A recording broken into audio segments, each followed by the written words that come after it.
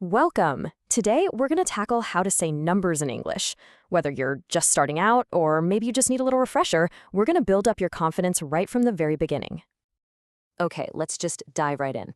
You see numbers like these literally everywhere, right? On a price tag, a hotel door, a calendar, but how do you actually say them out loud? Well, that's exactly what we're going to break down today. All right, here's our game plan. We're going to do this in 4 simple parts. We'll start with the foundation, then we'll see how to combine those numbers, move on to even bigger ones, and then the best part, we'll see how to use them in real life. Sound good? Let's go. First up, the foundation. Seriously, think of these first few numbers like the essential bricks for a house. You've got to know these by heart, but once you do, everything else just clicks into place. So, here they are, the core numbers from 1 all the way up to 20. Most of these are just single words, and they're the absolute bedrock for everything else we're going to learn. You'll want to pay special attention to 11 and 12. They're a little unique, they don't follow the pattern. And right here with 13, we see a super useful pattern pop up. See that teen at the end? That's your secret code for all the numbers from 13 right up to 19. It basically just means 10 more than the first part of the word. Pretty cool, huh? Okay, let's level up. Now that we have our foundational bricks, we can start snapping them together to build any number you want, all the way to 99.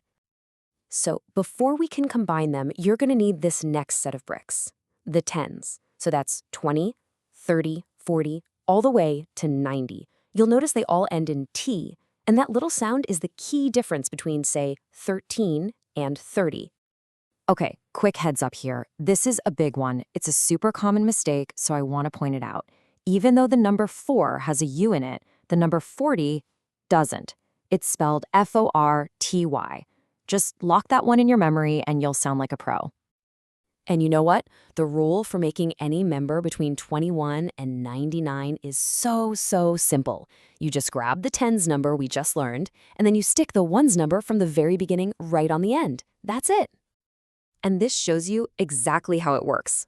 Let's take 58 for an example. Step 1, grab the 10, 50.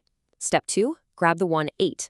And for step 3, you just mash them together, 58. This works every single time.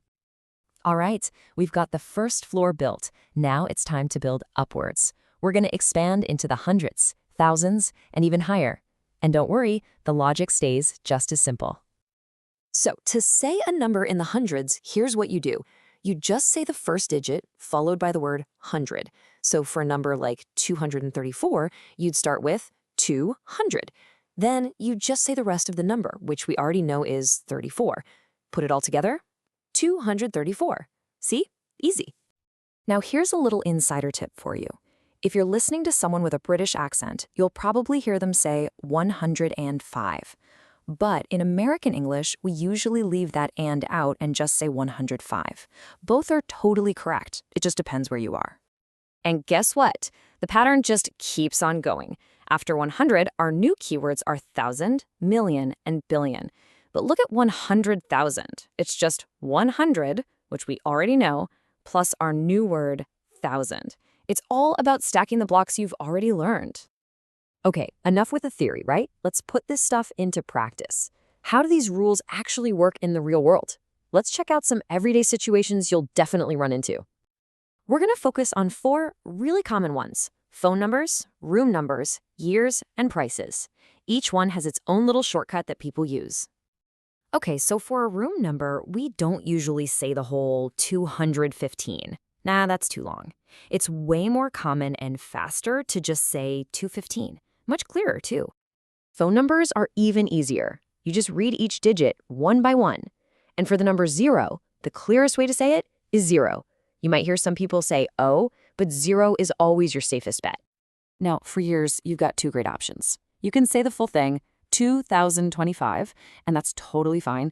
But it's way more common to hear people split it in 2 and say 2025. It's just quicker and sounds a bit more natural.